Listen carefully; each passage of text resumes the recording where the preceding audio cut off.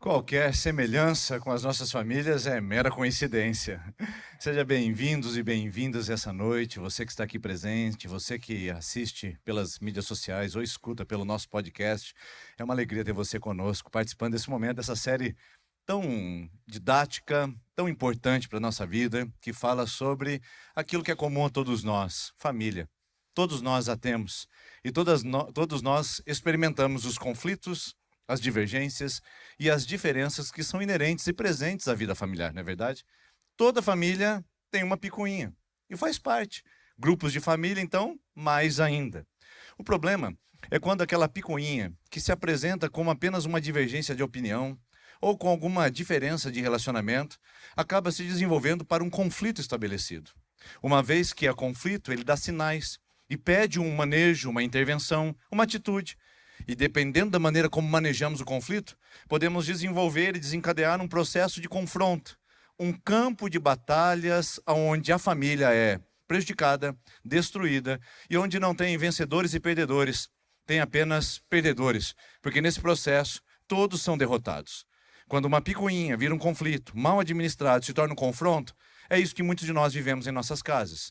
Campos de batalha, espaços de guerra, homens que estão contra as suas esposas, esposa contra os seus filhos, filhos contra os seus pais, e esse ambiente tóxico vai irradiando na nossa casa ao ponto de entrarmos num processo constante e contínuo de um confronto. Por isso, acredito ser muito importante que a gente faça uma diferença inicial, para que a gente possa saber para onde estamos indo em relação a essa palavra essa noite, porque precisamos compreender e entender a diferença entre conflito e confronto. Conflito sempre existiu e sempre existirá. Diga-se de passagem que a sua casa tem isso. E que muitas vezes você se sente culpado ou culpado por não ter a casa ou a família perfeita. Mas eu pergunto para você, como a teria? Como seria possível edificar uma casa sem nenhum tipo de conflito, divergências ou até mesmo de dificuldades familiares? Isso é impossível. Por 3 elementos que eu quero trabalhar com você durante toda essa noite. A primeira é porque somos seres singulares, únicos. Temos uma biologia própria de cada um, e isso nos torna diferentes. Em segundo, temos uma psicologia que foi desenvolvida de acordo com a nossa educação, com a nossa cultura e com o nosso momento. Como sermos iguais em relação a isso? É óbvio que isso vai dar conflito em algum momento. Em terceiro lugar, somos vítimas de um ataque que está presente em toda a humanidade, o pecado. E o pecado que habita em nós gera ambientes de conflitos dentro da nossa casa que precisam ser administrados e precisam ser geridos de uma maneira inteligente. Então preste bem atenção, você que se sente culpada ou culpado por ter uma família com presenças de conflitos. Esse não é o caso de uma culpa, porque conflitos fazem parte da existência humana. Inclusive, na década de 40 e 50 se falou muito sobre evitar conflitos. As organizações e as corporações falavam de que o conflito não era bem-vindo. A partir de 60, ou da década de 60 e 70, se falou sobre a presença e a tolerância do conflito em uma dose pequena para ser administrado dentro das organizações. A partir da década de 70, se compreendeu que o conflito é inevitável. E como a minha esposa costumava dizer para mim desde a nossa época de namoro, o conflito tem que aparecer, porque ele dá sinais de que precisa ser ajustado, corrigida a rota. Então uma casa sem conflito é uma casa omissa, apática, que muitas vezes não mostra a sua opinião, a sua divergência e as suas diferenças, porque isso faz parte. Uma casa não pode ter confronto, o desejo de anular o outro, o desejo de destruir e fazer da nossa existência familiar um campo de batalhas. Portanto, conflito é neutro. Ele pode ser bom ou pode ser ruim. Depende de como você faz a gestão disso na sua vida. Agora, o confronto, ele é sempre negativo. No conflito, a gente procura sempre convencer. No confronto, a gente procura vencer. Porque a ideia não é colocar com em junto a, mas vencer sozinho. Por isso, num confronto, procura-se o vencedor e o vencido. Enquanto que no conflito, a relação é os ganhadores e os vencedores. Porque nisto, bem administrado, nós temos a relação ganha-ganha. Nesse sentido, é importante citar uma palavra de um pensador brasileiro chamado Mário Sérgio Cortella, e ele diz o seguinte, que o conflito, ele sempre existirá, mas o confronto deve ser sempre evitado. Este sim, você tem que dar um passo para trás, criar suas defesas e de alguma maneira proteger a sua casa. Vou repetir para que possa saber essa noite, para que possa ficar entendido essa noite. Conflitos fazem parte da vida familiar. Confronto é o resultado de conflitos mal administrados que geraram dores, sofrimentos e guerras dentro da nossa casa. Como você administra seus conflitos? Como você lida com as diferenças de opiniões, de princípios, de valores, de culturas, de ambientes, de circunstâncias? Como você reage ao conflito? Como você transita nele? Eu trouxe aqui para você, para ser bem didático essa noite e bem pedagógico, uma matriz de gestão de conflitos. Eu coloquei em minhas palavras e fiz uma adaptação para que possa ficar mais palatável e mais prática para o nosso contexto familiar. Eu sei que você está tentando puxar isso para o seu ambiente organizacional, porque é uma boa palavra para a relação de times e equipes. Eu sei que você está tentando pensar isso na família do seu amigo, que tem vários conflitos e problemas, mas eu queria, por gentileza, que você pudesse ser agora aquilo que nós chamamos de crente enxada. Sabe o que é o crente enxada? É aquele que pega e faz assim, puxa para ele.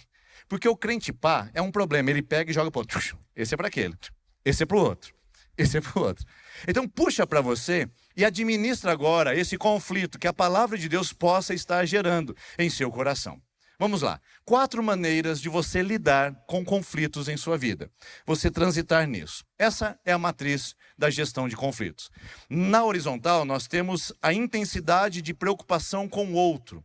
E na matriz vertical, nós temos a intensidade de preocupação com o ego, com o eu, certo? Não no sentido pejorativo, mas no sentido sujeito. Então, quanto mais alto, mais intenso. Quanto mais baixo, menos intenso dos dois lados. O outro e o eu. Vamos lá?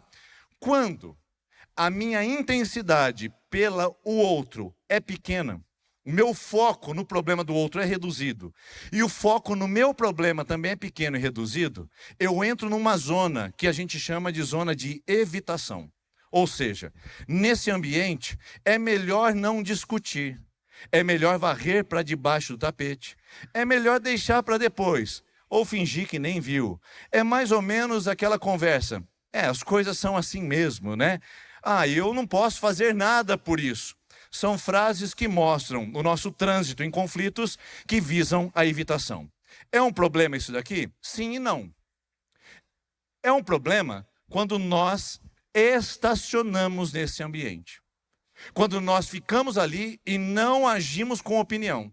Onde nós ficamos naquele ambiente da omissão, da negligência, quando nós preferimos não entrar em nenhum tipo de discussão ou conflito. A frase mais marcante de pessoas que ficam estacionadas nesse ambiente é: eu não gosto de briga, eu não gosto de conflito. Eu pergunto para você, minha filha, quem é que gosta? Eu também não. Mas elas existem no nosso dia a dia e no nosso cotidiano familiar. Portanto, estacionar no conflito é um grande problema, sim. Porque você não tem reações, você não resolve problemas, você não percebe o outro e o outro vai entender você como negligente. Você foge daquela discussão importante, daquela conversa séria, e o outro entende você como uma pessoa relapsa, desinteressada, desprezada, e que você não quer se relacionar com aquela situação. Então esse é um problema. Agora, a evitação faz parte quando a gente precisa tomar ciência, tomar tempo. Então eu não tenho as informações necessárias. E o momento não é ideal para resolver ou administrar qualquer tipo de solução. Então, o que eu faço? Dou um passo para trás e evito o conflito. Porque ou os ânimos estão aflorados demais, ou a minha posição está sem informações suficientes para que eu seja sábio na minha decisão e na minha atitude. Entendeu? Então, evitação faz parte. Não dá para você entrar numa discussão acalorada e dizer: é agora que eu quero resolver isso daqui e a gente vai decidir agora. Em alguns momentos vai ter que evitar, dar um passo para trás, retroceder para que isso possa ser melhor desenvolvido. Então, este é o primeiro quadrante. Nós transitamos ali, só não podemos ficar estacionados. Eu sei que tem evitadores aqui. Eu sei que tem gente que detesta entrar numa discussão difícil ou falar sobre algum assunto que possa prejudicar o outro. Mas isso faz parte da vida. Não dá para evitar o conflito a vida toda. A segunda é agora quando eu tenho alto foco em mim mesmo e baixo foco no outro. um foco reduzido, um interesse reduzido. A isso nós chamamos de competição. Ao invés da evitação, agora, eu estou no centro. O meu interesse é que importa. Eu quem preciso convencer dos argumentos. A razão agora é minha nesse caso. É um problema isso? Sim e não. É um problema quando eu me torno um tirano. Quando eu estou sempre com a razão. Quando sempre tem que ser do meu jeito. Agora é a minha vez de fazer, agora é a minha maneira de falar, agora é da minha maneira de agir. Quando fazemos dessa maneira, entramos no ambiente da competição. E essa é uma atitude autoritária, é uma atitude muitas vezes ditadora e que traz para o outro um certo tipo de ameaça. Eu sei que temos aqui, nesta noite, pessoas que são competidoras, que querem vencer. Estar sempre com a razão. Inclusive, tem um amigo meu que diz que casamento é um espaço disso, né? Casamento é uma junção de duas pessoas, onde uma está sempre com a razão e a outra é o marido. Sabia disso, né? Essa é a realidade do casamento. Ou seja, sempre eu tenho razão. Opa, sempre é muito tempo. Toda vez é muita coisa. Eu transito nesse ambiente e se eu ficar estacionado ali, eu posso estar machucando, ferindo as pessoas e sendo um tirano dentro do meu ambiente familiar. Agora, não é um problema quando eu tenho que decidir coisas que só eu posso decidir. O filho de 14 anos agora quer ir para uma festa e diz que vai chegar 2 horas da manhã e os amigos vão trazê-lo. Você olha para ele e diz, não, isso não tem negociação, você não vai. Ou se você for, vou buscá-lo às 11 horas da noite. Não, eu quero voltar às 2 horas da manhã. Ele não tem direito de decidir por isso, é você. Nesse momento, você assume o conflito e você agora tem que ser um vencedor. Não tem mais discussão. Caso encerrado, argumento defendido. Em alguns momentos, a esposa tem que chegar para o marido e falar, você está comprando mais do que deveria. Nosso orçamento está sendo apertado, está sendo judiado. Não dá para a gente continuar dessa maneira. Eu não vou ficar me ralando para pagar as suas contas que você está levantando aí. Agora é a hora de cortar cartão de crédito. Agora é a hora de tirar limite cheque especial. Eu estou decidindo por isso, para a saúde da nossa casa. Ou seja, agora é a hora de convencer. Não dá para fazer negociação. A família está no vermelho. Então nós transitamos nesse ambiente também. O problema é quando você só quer ficar lá. E aí você se torna uma pessoa nada agradável. Agora, quando a minha preocupação com o outro é grande e a minha preocupação comigo mesmo é pequena, a gente entra no ambiente daquilo que nós chamamos de concessão. É aquilo de abrir mão, é de deixar, é de simplesmente tolerar essa situação. Ou seja, quando nós estamos nesse ambiente, pode ter um prejuízo, porque pessoas que estacionam na concessão não têm opinião própria, não manifestam seus desacordos. Elas baixam a cabeça para tudo e dizem, é assim mesmo, é verdade, você tem razão. E elas, por terem uma grande preocupação com o que o outro vai pensar, o que o outro vai sentir, elas pagam um preço por isso. O resultado, ficam enfermas emocionalmente, ficam enfermas fisicamente, porque sempre estão abrindo mão de si mesmas, apenas para entender os interesses alheios. Este é um problema quando você estaciona ali. E você é tida como uma pessoa sem responsabilidades, sem opinião, sem liderança, porque está sempre atendendo às expectativas do outro. Mas existem momentos que a gente tem que fazer concessão. Existem momentos que a gente abre mão do nosso interesse para agradar o outro. Por exemplo, vamos fazer uma viagem de família. Eu gostaria de fazer uma viagem para o campo. A minha esposa gostaria de fazer uma viagem para a praia. Eu decido que, para a alegria dela, por fazer essa concessão momentânea, nós vamos para a praia. E eu decido por isso pelo bem da família. Ou seja, você quer ser feliz ou você quer ter razão? Vale a pena, às vezes, abrir mão e simplesmente ser feliz, não é verdade? Às vezes, a concessão faz bem para o casal. Às vezes, faz bem para a família. Mas, às vezes, eu não posso ficar ali o tempo todo onde eu perco a minha identidade, a minha singularidade e a minha opinião dentro do ambiente familiar. Este é um princípio importante. Não podemos estacionar ali, mas podemos usar da concessão em alguns momentos específicos.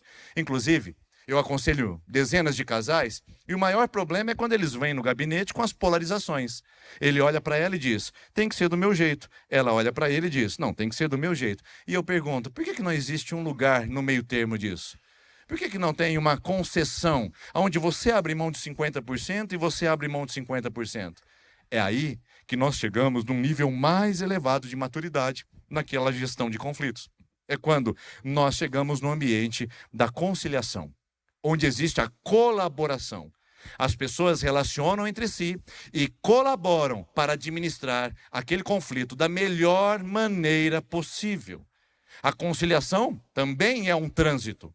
Às vezes a gente não consegue chegar nela, porque o outro lado está num problema seríssimo e que precisa ser de alguma maneira removido daquela prática. Então a conciliação não existirá.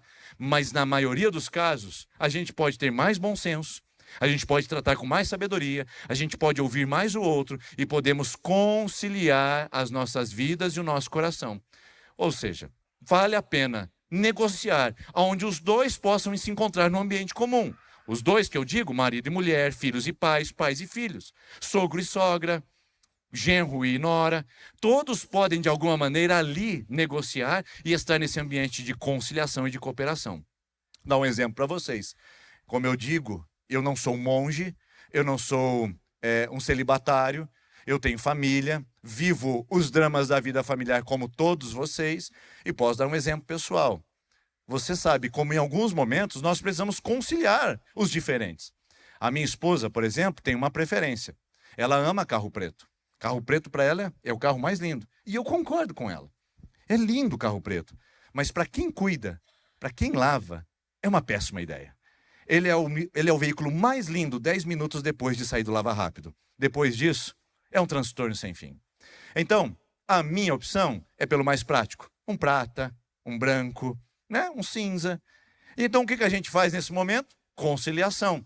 Então, vamos comprar um carro. Querida, agora é a sua vez de escolher. Então, ela disse, eu quero preto. Óbvio, é o direito dela. Vamos trocar de carro algum tempo depois. Eu chego para ela e digo, querida, agora é a minha vez de escolher. Vou escolher o preto também para te ajudar. Você viu que eu sou romântico, gente? Brincadeira. Eu tô com carro cinza agora, ou seja, foi meu tempo de escolher agora, tá? Depois é o dela. Conciliações, não é possível que a gente sempre viva em opostos e não tenha um lugar em comum onde a gente possa se encontrar. Mas existem momentos que a gente vai ter que transitar pela evitação, em momentos que a gente vai optar pela colaboração, outro momento a gente vai optar pela competição, porque os conflitos são dinâmicos e eles exigem respostas distintas a isso. Você entendeu esse momento até aqui? Eu sei que é um preâmbulo, é uma introdução tanto longa, mas não dá para a gente falar de conflito familiar sem entender que todos nós transitamos por eles. E precisamos de sabedoria para aprender a lidar com cada um desses momentos. Agora, cada conflito tem níveis. Perceba bem, conflitos têm dinâmica e conflitos têm níveis. E eu gostaria de apresentar para você aqui agora alguns estudos de caso a partir da Bíblia, para que a gente possa entender os níveis de conflito e as respostas obtidas e necessárias a partir do nível.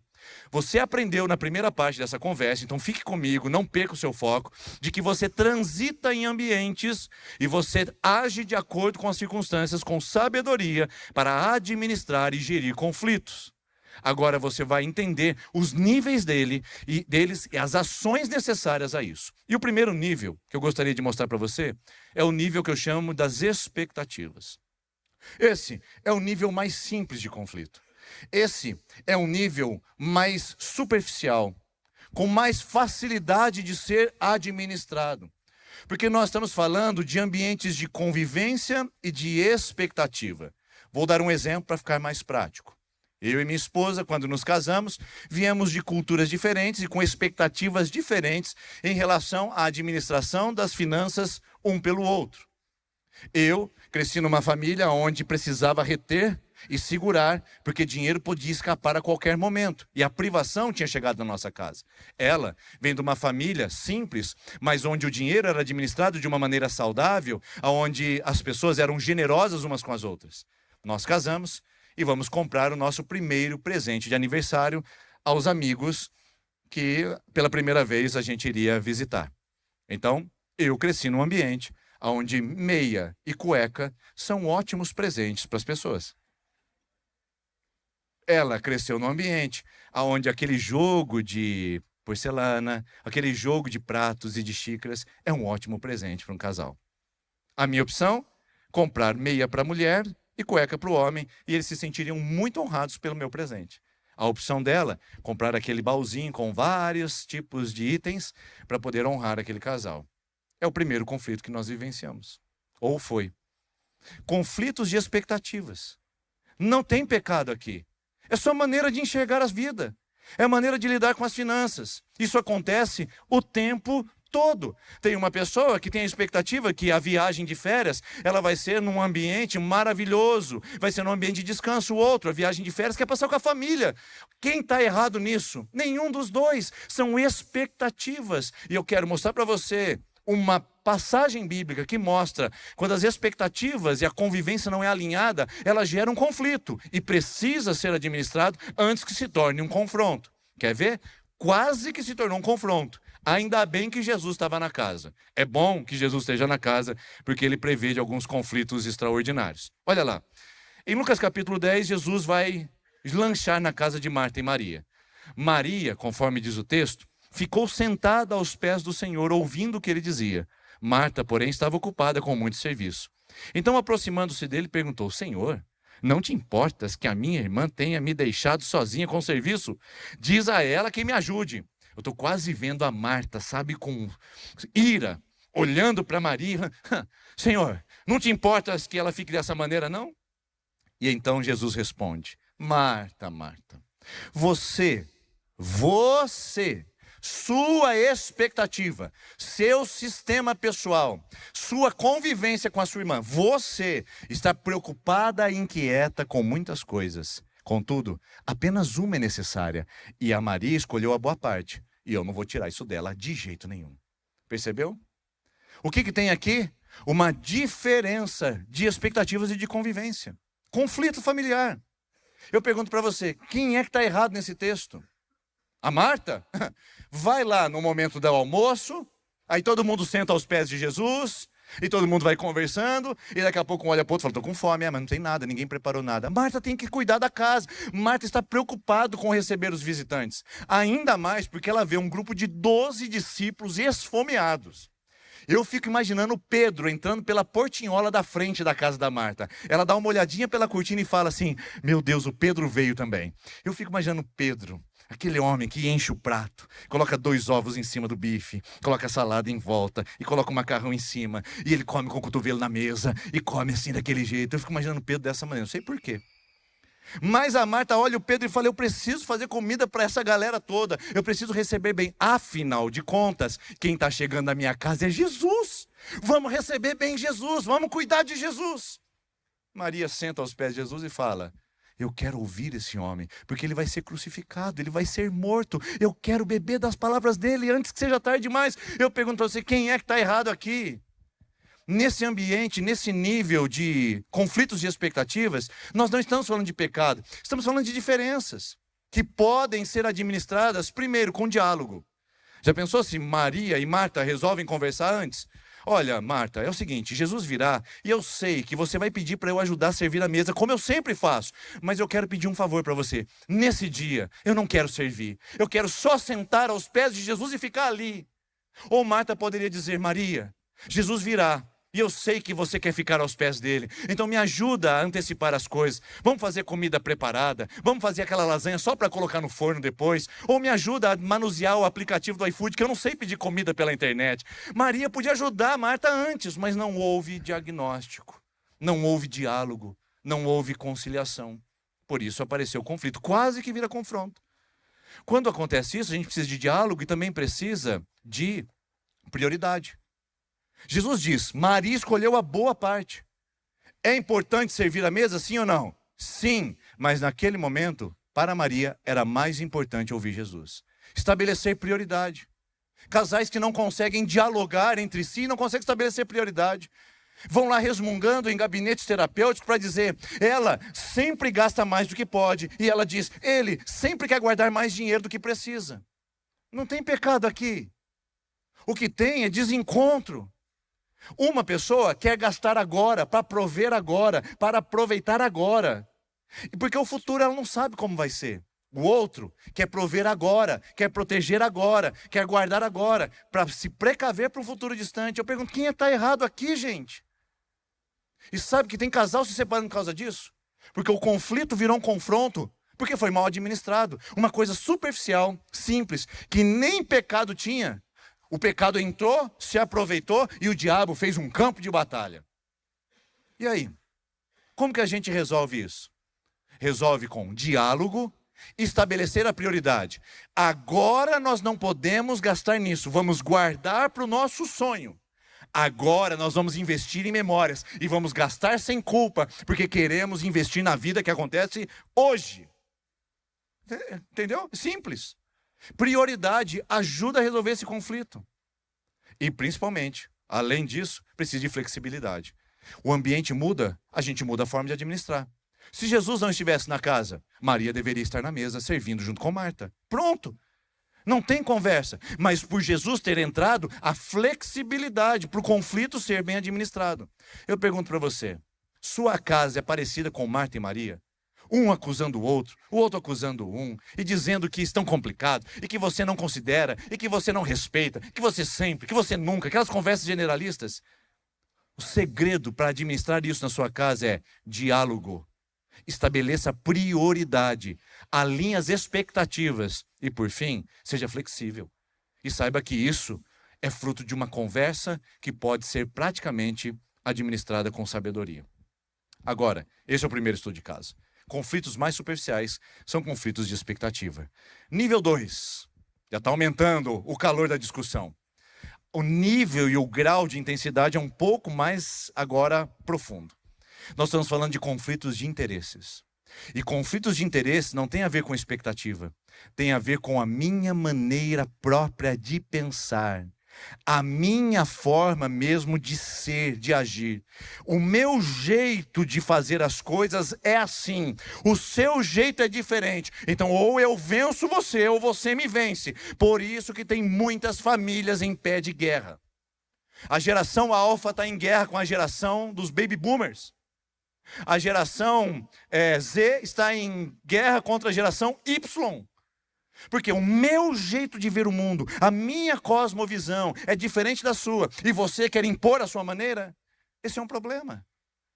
Então você vai perceber esses conflitos geracionais o tempo todo acontecendo nas nossas casas. E agora não é de expectativa, é de interesses. Um quer trabalhar mais para guardar mais dinheiro para aposentar melhor. Outro quer trabalhar menos para desfrutar mais e para no futuro, quem sabe, fazer alguma coisa. Quem está errado?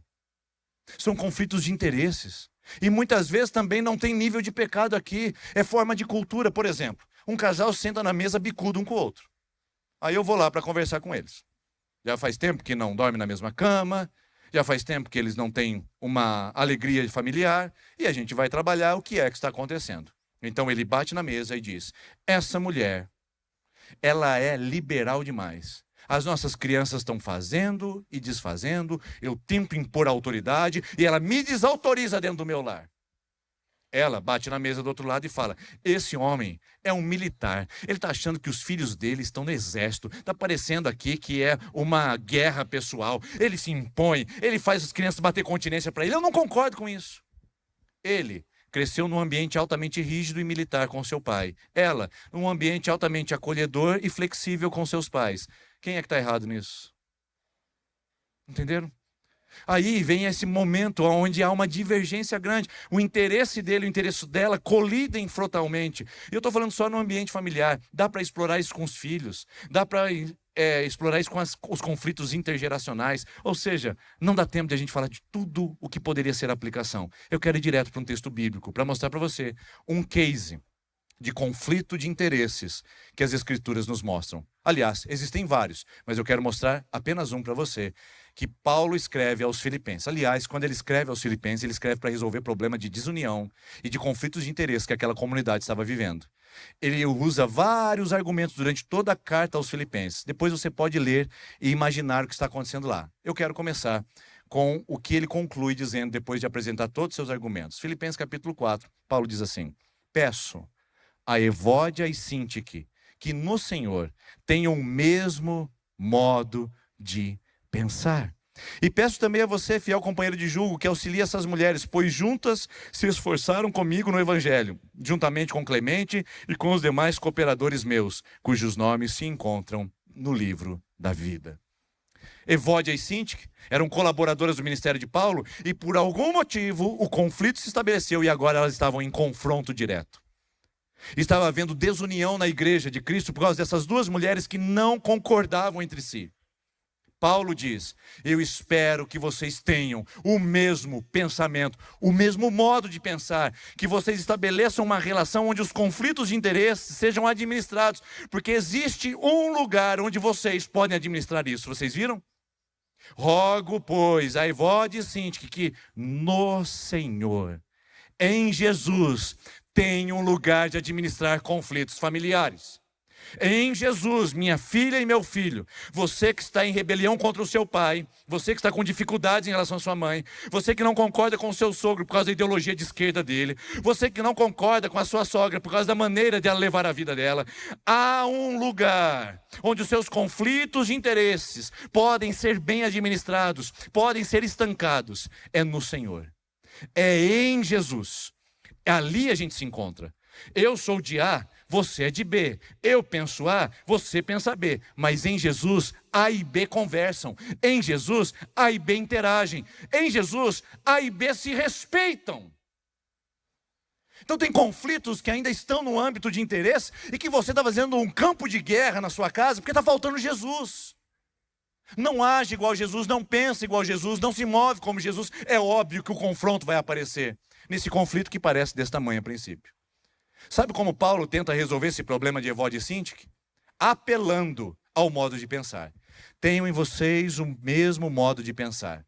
Ele usa esse texto de outra maneira no mesmo livro. Olha só o que ele diz aos Filipenses no capítulo 2. Seja o modo de pensar de vocês o mesmo de Cristo Jesus, que apesar de ser Deus, não considerou sua igualdade com Deus era algo que deveria ser usado como vantagem. Antes, esvaziou a si mesmo, assumindo a forma de servo, tornando-se semelhante aos homens, sendo encontrado em figura humana, humilhou-se e foi obediente até a morte e morte de cruz. Como é que você resolve os conflitos de interesse? Tem o mesmo modo de pensar de Jesus.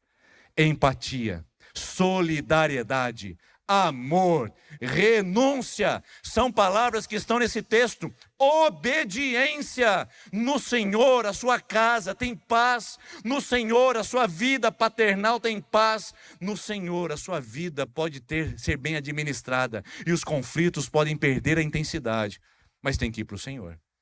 Por isso, para você que está no nível 2, a minha palavra para você é OQJF. Interrogação. Grave esta palavra, porque ela tem um poder transformador na sua vida e na sua família. Na verdade, antes de você buscar o ChatGPT para saber o que significa isso, eu vou mostrar para você este livro, que foi um clássico, chamado Em Seus Passos, o que Faria Jesus, de Charles Sheldon. É uma ficção onde as pessoas numa determinada cidade foram contaminadas por uma pergunta: o que Jesus faria no meu lugar? Pegou agora? O que Jesus faria? Este é o princípio para uma família onde os conflitos de interesses colidem e chocam um com o outro. É trazer a pergunta: o que Jesus faria? Ele retrocederia? Ele avançaria? Ele conciliaria? Ele colaboraria? Como Jesus faria para resolver esse problema? Não pergunte como seu pai faria. Não pergunte como a sua cultura. Não pergunte como a ideologia. Mas pergunte como Jesus agiria no seu conflito familiar. E isso vai trazer um bálsamo para a sua casa. Esse é o segundo nível de conflito. Eu prometi para vocês que traria 3. Então a gente vai ao último agora. O último é o nível hard. É o nível de maior intensidade. Porque ele tem a presença perniciosa, destrutiva do pecado. No nível 3 de conflitos, o problema não é as expectativas que estão desalinhadas. O problema não são interesses baseados em cultura, modos de ver, cosmovisão de vida. O terceiro é baseado em pecado. E pecado tem um alto poder destrutivo. Pergunte para João, que escreveu em 1 João, capítulo 2, versículo 16, que a amizade desse mundo traz para nós todo tipo de transtorno, e o pecado, uma vez consumado, gera morte. Pecado tem consequências. Então eu quero falar com você aqui agora que está no nível 3. Não é conflito de interesses, não é conflito de expectativas. É pecado que está enraizado na sua casa. Adultério. Adultério está manchando a sua paternidade, destruindo a sua maternidade, acabando com a fidelidade conjugal, expondo seus filhos à vulnerabilidade psicológica, trazendo pessoas para dentro da sua casa que não compactuam com o evangelho. Divórcio. Casais que estão agora, nesse exato momento, fazendo as contas dos seus bens matrimoniais, porque não querem resolver os seus conflitos e querem se apropriar de uma resolução superficial e mentirosa que o mundo colocou para você. Vamos cada um para o seu lado. Divórcio, trazendo vulnerabilidade psicológica aos filhos, trazendo exposição a possíveis abusos por padrastos ou madrastas. Não generalizo, porque tem padrastos e madrastas que fazem um ótimo trabalho dentro do lar, mas que há um grande risco, isso há. Os enteados que vêm junto, o meu, o seu e os nossos, tudo por causa do pecado, do divórcio. Pecado da pornografia, que é dissimulada em nosso meio. Eu não estou fazendo, eu não faço mal para ninguém, é dissimulação isso. E dissimulação gera disseminação, e começa a ser disseminada, e começa a corroer as bases da família e da santidade. Mentira. O homem mentindo sobre as suas finanças, a mulher mentindo sobre os seus trajetos, mentindo em redes sociais, criando dispositivos fakes para poder entrar em sites de relacionamentos digitais. É pecado e isso está acabando com a sua família. Esse conflito não pode terceirizar para outro. O pecado do consumo desenfreado, de tentar provar o que você não é, e que expõe a sua casa em vulnerabilidade social e financeira, uma insegurança que seus filhos vão carregar pela vida deles, é pecado. Pecado de fofoca na mesa, falando de pessoas alheias, falando de líderes da igreja, onde os seus filhos não querem mais frequentar o lugar que você frequenta. É óbvio, porque é um lugar onde expõe as pestilências da comunidade. Pecado destrói a família. Estava bonito até agora, porque estava no ramo de que eu posso administrar na superficialidade. O problema é que o ser humano é muito mais do que conflitos superficiais. O ser humano é um ser inclinado à queda e que pratica e que de alguma maneira se compõe com o pecado. Por isso a gente precisa dar nome a isso, entender como isso acontece e saber que existem consequências na nossa vida. Não é porque sua esposa é difícil, não é porque o seu marido é complicado, não é porque seus filhos são desobedientes, não é porque os seus pais são complicados, é porque tem pecado na sua casa. E pecado gera morte. E pecado tem um poder altamente destrutivo. É o pior dos conflitos. Porque ele se enraiza, se envereda no nosso caminho, se esconde e apresenta com outros modelos. Ela nunca me entende. Ele é distante. Eles são indisciplinados. Quando na verdade o que tem lá dentro é pecado. Compulsões. E isso está minando a saúde familiar. Quero trazer um case bíblico agora. Um estudo de caso de um homem que foi chamado de homem segundo o coração de Deus, mas que teve a família mais complicada da história bíblica. Pensa numa família que sofreu as consequências de um pecado, de um pai inconsequente, de um marido insensato, e que trouxe para sua família uma grande cascata de eventos destruidores. Mas eu só fiz para mim, eu não prejudiquei ninguém.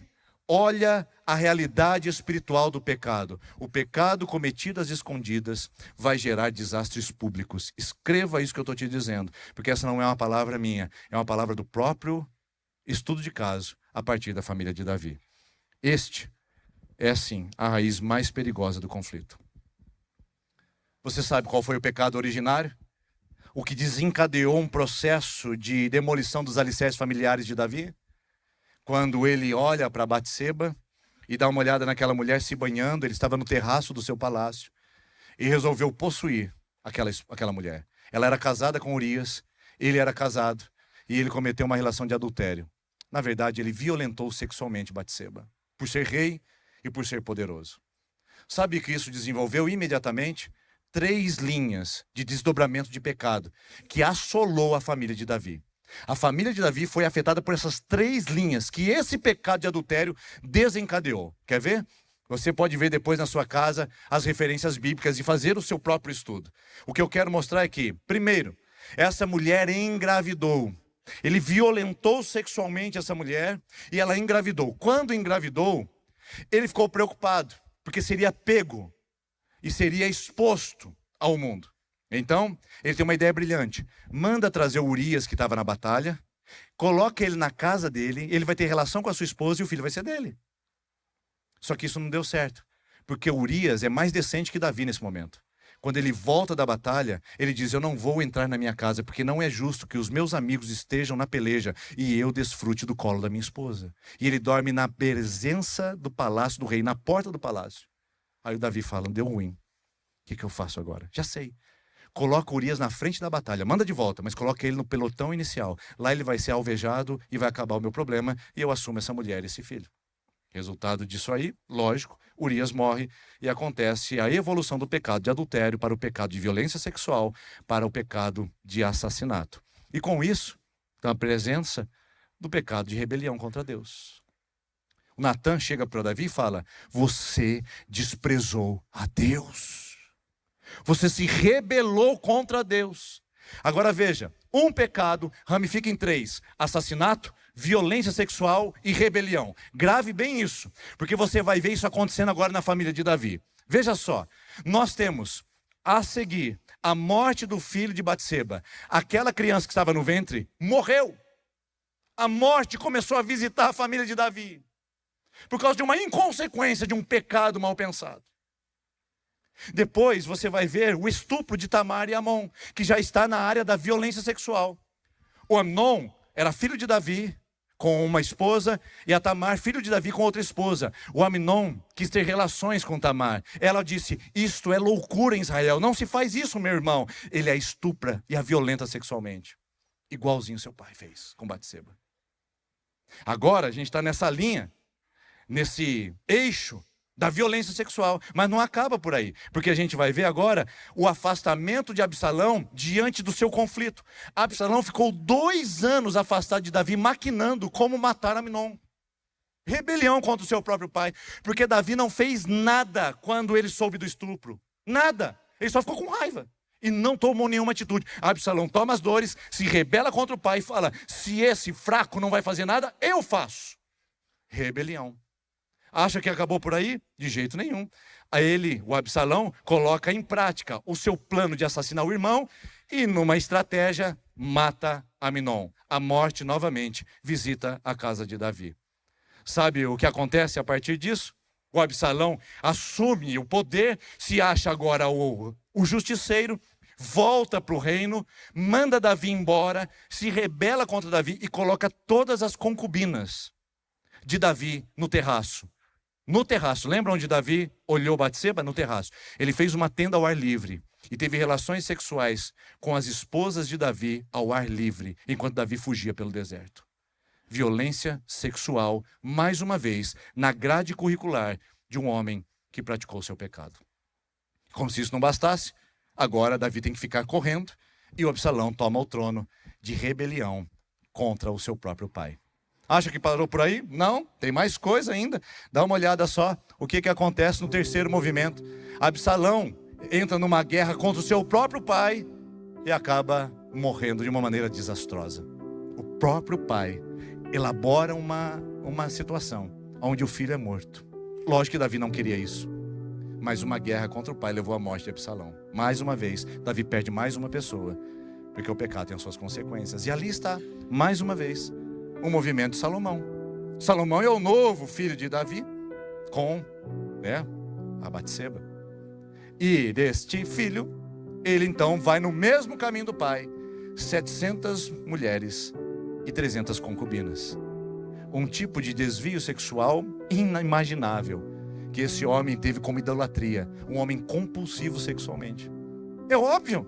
Os textos bíblicos dizem que Salomão desviou seu coração de Deus porque amou mais as mulheres, um homem compulsivo sexualmente. E para terminar a história, o Salomão e o Adonias, que são 2 filhos de Davi, vão brigar entre si para disputar a posição do reino quando Davi morre. Há um conflito entre eles, sangrento, que eles querem assumir o trono do pai. É só um adultério! Eu não fiz mal para ninguém. Ela quis também. Ele quis, foi consentido. A gente se conheceu na academia.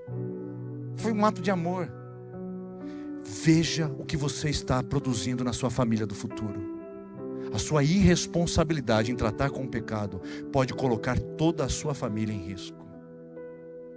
Mas a minha palavra com você aqui não é para te acusar, é para te alertar. Você que está maquiando o pecado, você que está passando uma cera nele, você que está embelezando o pecado, pecado é destruidor e ele vai te encontrar. Pecado não tratado, pecado não confessado, vai achar você. Vai achar você, porque olha só o que a palavra de Deus diz em Números 32, 23. Deus disse ao povo de Israel: se vocês fazerem assim, ou fizerem assim, vocês viverão, senão estarão pecando contra o Senhor, porque o pecado de vocês vai te encontrar. É uma lei natural, queridos, é a quebra de regras, é a quebra de leis espirituais. Ai, vai jogar maldição sobre a minha vida? Não, ninguém está jogando maldição sobre a sua vida. É o pecado que traz maldição sobre a nossa casa. Por isso traga santidade ao seu lar e evite conflitos que estão destruindo a sua família, por causa do pecado. O pecado nos encontra e nos acha, ele cobra o seu preço. Ele vem e exige pagamento. Agora, você está aqui dizendo: mas o que eu faço com isso? Tem uma palavra para você também. Pare de invernizar o pecado e assume e reconheça quem ele é na sua vida e o que ele tem causado. Porque Provérbios 28, 13 diz: aquele que encobre as suas transgressões, que inverniza o seu pecado, jamais prosperará. Sua vida será uma espiral descendente de destruição. Mas aquele que confessa e deixa alcançará misericórdia. Há um lugar onde você pode confessar o seu pecado, onde você pode se arrepender da sua prática, e você tem que deixar isso. Veja o processo: reconheço, confesso e deixo. Porque não adianta reconhecer e confessar e não deixar. Reconhecer, confessar e deixar. Esse é o princípio que a palavra de Deus nos chama para curar as nossas casas de pecados que estão matando a nossa própria família. E tem um lugar maravilhoso para que você faça isso. Porque essa casa de Davi está na genealogia de Jesus. Apesar de tudo, apesar de todo esse drama, Jesus nasceu a partir da genealogia de Davi. Isso mostra a graça de Deus. Porque o Salmo 32 e o Salmo 51 é o Davi arrependido. É o Davi batendo no peito, dizendo: tem misericórdia de mim, Senhor, porque pequei contra ti somente. Enquanto eu calei o meu pecado, diz Davi, os meus ossos se secaram. Eu fiquei como que um sequidão e estio. Eu apodreci, eu atrofiei. Mas eu disse: confessarei o meu pecado ao Senhor e não encobrirei. O Senhor o ouviu, teve misericórdia de mim. Eu quero dizer para você: há um lugar em Deus chamado Jesus Cristo, que passa o sangue dele sobre a sua vida. 1 de Pedro capítulo 1 versículo 9, 1 de João, 1:9 diz: se confessarmos nossos pecados, ele é fiel e justo para perdoar os pecados e nos purificar da injustiça. Talvez você tenha que lidar com consequências ainda desastrosas, mas saia do pecado quanto antes. Trate isso na presença de Deus e restaure a sua vida, e certamente a sua casa será abençoada e será beneficiada com isso. A minha pergunta para encerrar essa noite é: em qual nível de conflito você se encontra? Em qual desses 3 lugares que você transita por eles, a gente já entendeu. Mas qual é de fato o conflito que você vive na sua casa? Você sabe que tem, mas qual é? Você consegue responder? Nível 1, expectativas. Nível 2, interesses diferentes. Nível 3, presença do pecado. Pastor, o que eu devo fazer em cada um desses níveis? No nível 1, exercite o diálogo. Converse mais. Estabeleça prioridades. Alinhe expectativas.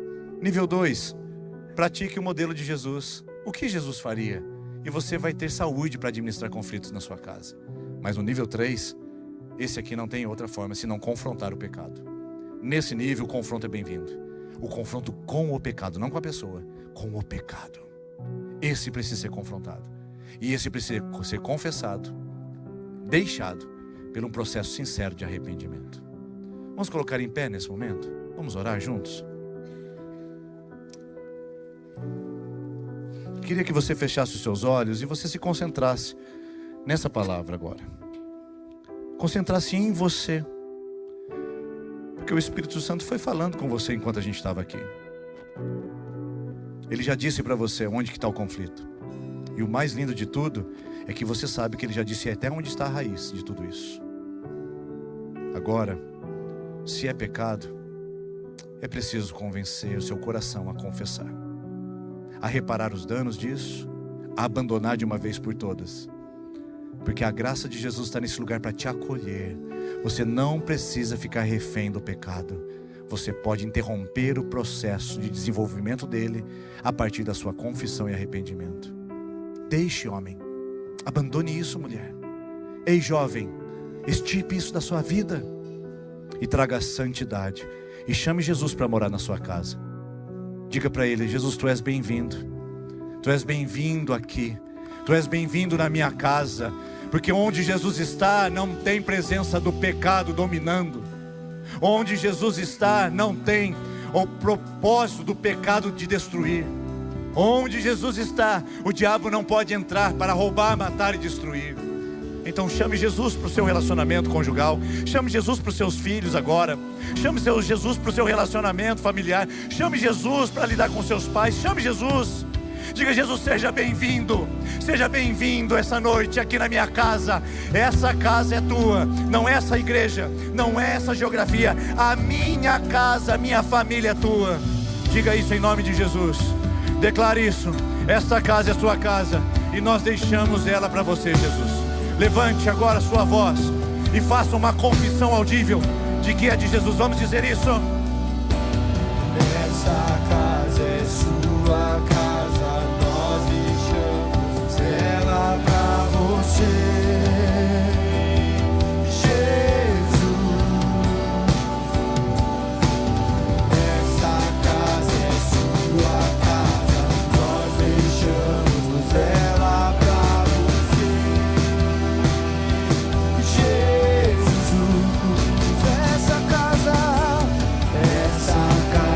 Não mais pecado, não mais desastres, não mais intrusos. Essa casa é de Jesus, Ele habita nela. Essa casa é sua casa, nós deixamos ela pra. E agora você vai declarar, acima de todos os entulhos, acima de todos os obstáculos, que Ele apareça. Ele apareça. Que o nome dele cresça na sua casa e que ele encha todos os cômodos do seu lar.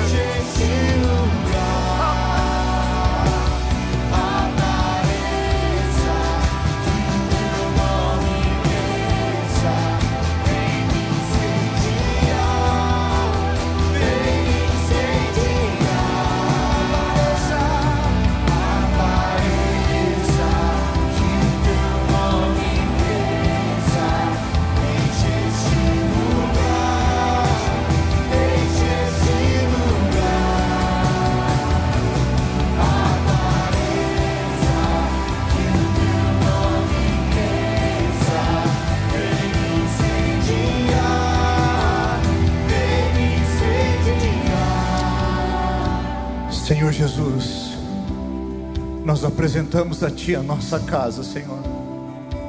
Talvez a Tua presença foi entulhada por muitas coisas. Talvez a Tua presença foi soterrada. Palavras ferinas, acusações, infidelidade, abuso, violência, mentiras, egoísmo, vaidade, promiscuidade, prostituição, religiosidade, farisaísmo, hipocrisia. Talvez a Tua presença tenha sido soterrada em nossas casas. Mas isso não é o fim. Nós não paramos por aqui. Nós declaramos que o teu nome é poderoso, o teu nome é exaltado. O Senhor perdoa o pecador. O Senhor, ó Deus, tira-nos do lamaçal de pecado. O Senhor firma os nossos pés sobre a rocha, que é Cristo. O Senhor estabelece uma nova cultura no nosso lar. O Senhor traz o arrependimento verdadeiro. O Senhor traz cura e repara danos ao coração ofendido. O Senhor trata as injustiças emocionais. O Senhor trata a nossa casa. Então, Senhor, apareça de novo. Apareça nesse lar. Apareça nesse casamento. Apareça nessa família. Vem, Jesus. Vem, Jesus. Vem, Jesus. Declare isso em nome de Jesus. Declare sobre a sua casa. Com autoridade, meu irmão. Não, você não é refém do pecado. Minha filha pode ser escrava do pecado. Declare, apareça Jesus. Apareça Jesus. Apareça, que o teu nome cresça. Enche esse lugar, enche esse lugar. Apareça, que o teu nome cresça. Vem me incendiar, vem me incendiar. Deixa eu falar com você aqui. Eu quero ensinar uma coisa para a igreja. O diabo não escuta pensamentos. O mundo espiritual não sabe o que está acontecendo dentro de você, a não ser o onisciente, que é Deus. Quando nós entramos nesse ambiente, nós estamos entrando num ambiente de declaração de fé, de assumir posição. Por isso, o que você faz no escondido precisa ser declarado em público.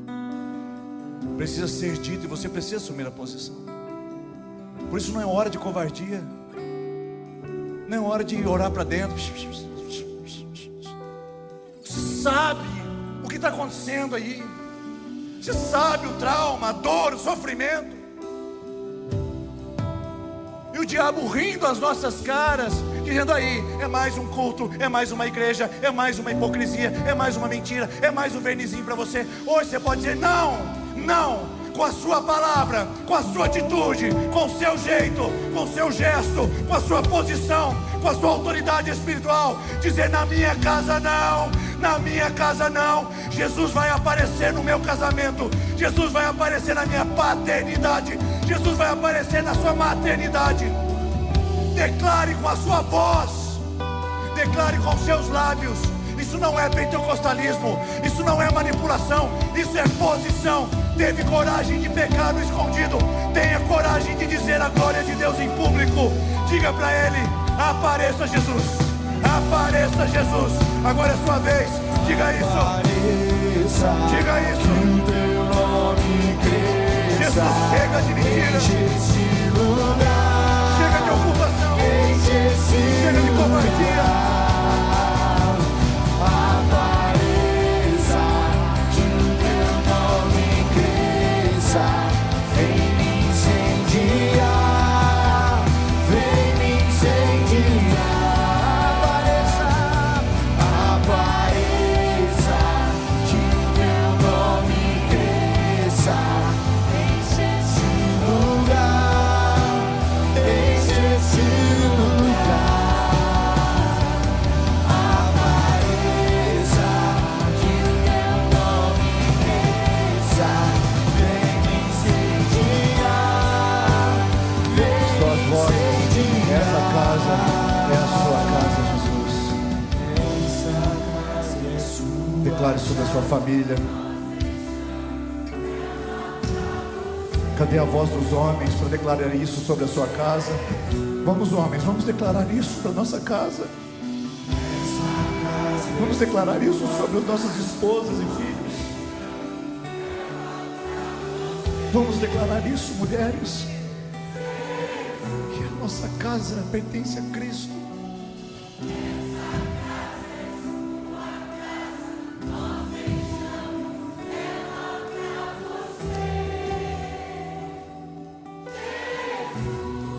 Senhor Jesus, nós apresentamos a nossa vida diante do seu altar. E que o Senhor possa ter recebido a nossa declaração de fé. de que a nossa casa pertence ao Senhor. Nossa família não é um campo de batalhas. Nossa família não é um espaço de guerra travada. Nossa família é um lugar onde reina o Senhor. Temos diferenças, temos divergências, mas o Senhor reina ali. E o Senhor domina cada espaço e ocupa cada canto do nosso lar. Declaramos isso em fé, de que o Senhor vai aparecer nessa casa hoje, que chegou aqui entulhada, que não consegue mais ter alegria e nem paz. Nós declaramos nesse momento que o Senhor Jesus, que reina aqui nesse lugar, também reina nas nossas casas e as nossas famílias. Você que crê nisso, você pode dizer amém no seu lugar? Que Deus abençoe sua casa, sua família, e que Ele te fortaleça nos conflitos familiares.